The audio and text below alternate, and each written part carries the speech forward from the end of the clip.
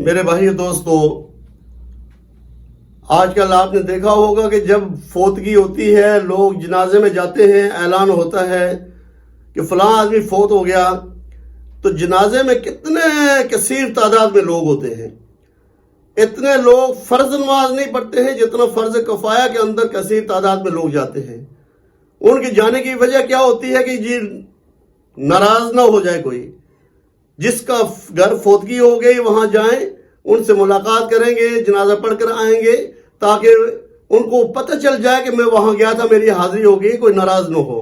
یہ فرض کفایہ کے اوپر ہم صرف انسان کو راضی کرنے کے لیے اتنا جدوجہد کوشش کر رہے ہیں کہ انسان راضی ہو جائے، اور جو فرض عین دن رات میں 5 نمازیں فرض ہیں، جن کے نہ پڑھنے سے میرا اور آپ کا خالق، مالک، رازق، رب نہ پڑھنے کی وجہ سے ناراض ہوتا ہے۔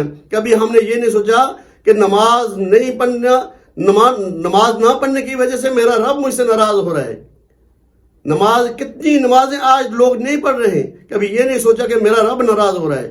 لیکن مخلوق کو راضی کرنے کے لیے فرض کفایہ نماز جنازہ میں دور دراز سے لوگ جا کے شرکت کریں گے۔ تو میرے بھائیو دوستو، ایک بات تو یہ ہوئی۔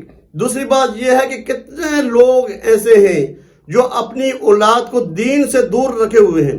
دنیا کی تعلیم تو ان کو پڑھائیں گے، لیکن دین سے اتنے دور رکھے ہوتے ہیں کہ دوسرے لوگ آ کر نماز جنازہ پڑھیں گے، لیکن اپنی سکی اولاد، بیٹے، وہ نماز جنازہ نہیں پڑھ سکتے۔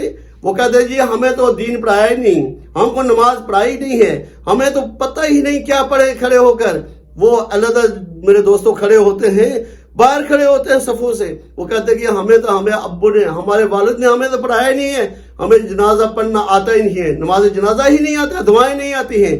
میرے دوستو، اس سے بڑی بدقسمتی کیا ہوگی؟ اس لیے کم سے کم اتنا دین اولاد کو ضرور سکھاؤ جس سے 5 وقت کی نماز پڑھنا اس کو آتا ہو، جس کو حلال حرام کی تمیز کا پتہ ہو، جائز ناجائز کا پتہ ہو۔ کم سے کم نماز جنازہ وہ اپنے والد کا، اپنے رشتہ داروں کا، اپنے بہن بھائیوں کا، اپنے برادری کا کم سے کم وہ جنازہ پڑھ سکے، اتنا دین ضرور سکھاؤ اپنی اولاد کو۔